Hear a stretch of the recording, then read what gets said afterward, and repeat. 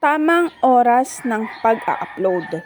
Guys, alam niyo bang may tamang oras ang pag-a-upload ng videos? Hindi yung kabud ka lang upload ng upload. Siyempre, dahil nasa Pilipinas tayo, so susundin natin yung Pilipinong oras.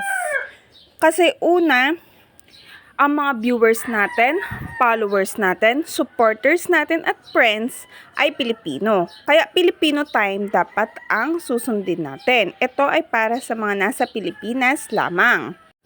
Pag sa umaga, ang masasabi ko po ay mas maganda kung 4 o'clock hanggang 6 o'clock kayo mag-a-upload.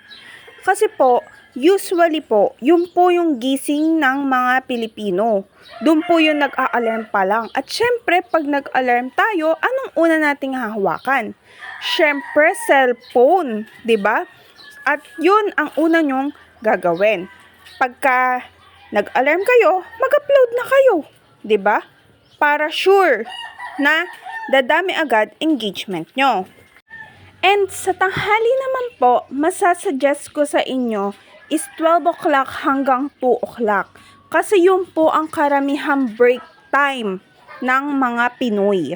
Yun ang karamihan, syempre habang nanananghalian tayo, kumakain tayo, hawak natin cellphone.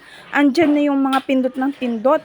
So mas maganda, 12 o'clock hanggang 2 o'clock, mag-upload na po kayo.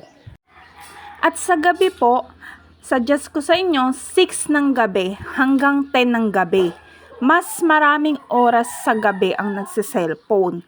Kaya guys, mas magandang upload na kayo ng upload ng mga ganong oras. Sa umaga, sa tanghali, at sa gabi.